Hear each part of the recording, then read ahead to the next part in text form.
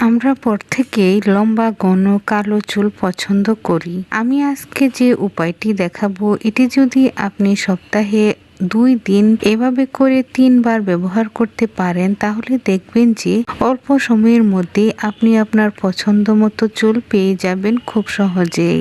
আসসালামু আলাইকুম এভরিওয়ান, সবাই কেমন আছেন? আশা করি সবাই আল্লাহর রহমতে ভালো আছেন। চলে আসলাম আবারও নতুন একটা ভিডিওর সাথে। ভিডিওটা খুবই গুরুত্বপূর্ণ হতে চলেছে। চুল লম্বা ঘন কালো চুল ঝরে পড়ে যাওয়া বন্ধ করার জন্য এবং নতুন চুল গজানোর জন্য আজকে একটা হেয়ার রেমেডি নিয়ে চলে এসেছে। তাই ভিডিওটা শেষ পর্যন্ত দেখুন না কেটে। এই জন্য প্রথমে আমাদের যে জিনিসটা লাগবে সেটা হচ্ছে যে মেথি দানা। এখানে আমি 2 চা চামচ পরিমাণ মেথি দানা দিয়ে দিচ্ছি। মেথি দানা আমাদের চুল পড়া বন্ধ করে নতুন চুল গজাতে সাহায্য করে, চুলটাকে নরম সিল্কি করতে অনেক বেশি সাহায্য করে থাকে। এখন কিন্তু গরম পড়ে গেছে আর এই গরমে চুল প্রচুর পরিমাণে নোংরা হয়, ধুলো বাতাসে চুলে প্রচুর পরিমাণে ময়লা জমে চুলের গোড়া ঘেমে নরম হয়ে চুল পড়ে যায়। এই সব সমস্যার সমাধান করতে পারবে আজকের এই হেয়ার রেমেডিটা। এরপর এর মধ্যে দিয়ে দিব কয়েকটা লবঙ্গ। তারপর লবঙ্গগুলো দেওয়া হয়ে গেলে দিয়ে দিব এর মধ্যে 1 কাপ পরিমাণ পানি। লবঙ্গের মধ্যে একটা তেল আছে আর এই তেলটা আমাদের চুলের জন্য ভীষণই উপকারী। লবঙ্গ চুল পড়া বন্ধ, নতুন চুল গজাতে, চুলটাকে দ্রুত লম্বা করতে অনেক বেশি সহায়তা করে থাকে। এরপর দেখুন এগুলো কিন্তু আপনি ইচ্ছা করলে সারা রাত রেখে দিয়ে সকালের পানিটা ব্যবহার করতে পারবেন, কিন্তু আমি তা করছি না। আমি এটিকে চুলায় বসিয়ে দিয়ে ততক্ষণ পর্যন্ত জাল করে নিচ্ছি যতক্ষণ পর্যন্ত না পানির রংটা চেঞ্জ হয়ে আসে। মেথি দানা এবং লবঙ্গের সকল উপকরণ এই পানির সাথে মিশে যায়। দেখুন এখানে কিন্তু জাল করে নেওয়া হয়ে গেছে। এটা কিন্তু পুরোপুরি ভাবে জাল করে নেওয়া হয়ে গেছে, তাই চুলা থেকে নামিয়ে এটাকে ঠান্ডা করে নিব।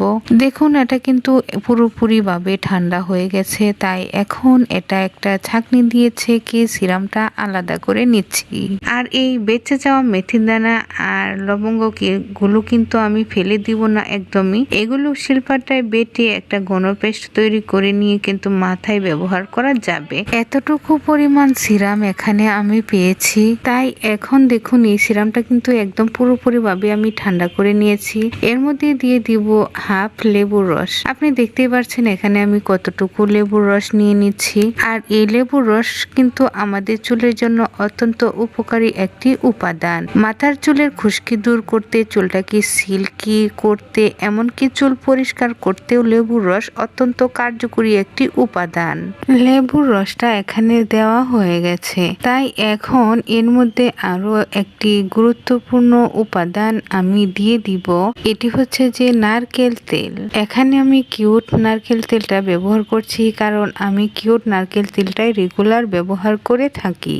আপনি কিন্তু আপনার পছন্দের নারকেল তেলটা আপনি প্রতিদিন নিয়মিত যে নারকেল তেলটা ব্যবহার করেন ওই নারকেল তেলটাই এখানে কিন্তু ব্যবহার করতে পারবেন। এরপর দেখুন এখানে আমি 1 চা চামচ পরিমাণ নারকেল তেল দিয়ে দিচ্ছি। আর এই 3টি উপকরণ একসাথে ভালোভাবে একটু সময় নিয়ে মিশিয়ে নিচ্ছি, যাতে করে সবগুলো উপকরণ একটি অপরটির সাথে ভালোভাবে মিশে যায়। কারণ এই 3টি উপকরণই একদমই প্রাকৃতিক, যার কারণে এর কার্যকারিতা দ্বিগুণ হবে। আপনার চুল হবে শক্তিশালী ভিতর থেকে, চুলের গোড়া শক্ত মজবুত হবে, নতুন চুল গজাবে এবং চুলটা দ্রুত লম্বা হতে শুরু করবে। দেখুন এখানে কিন্তু এই হেয়ার সিরামটা একদম পুরোপুরি ভাবে রেডি হয়ে গেছে। তাই বলে দিচ্ছি এটা ব্যবহার করার নিয়মটা। এটা ব্যবহার করার নিয়ম হলো আপনি গোসলে যাওয়ার 1 ঘন্টা আগে এটাকে আপনি আপনার মাথা স্কাল্পে প্রথমে ভালোভাবে লাগিয়ে নিন। এরপর পুরো চুলেও কিন্তু এটাকে লাগিয়ে নিতে হবে।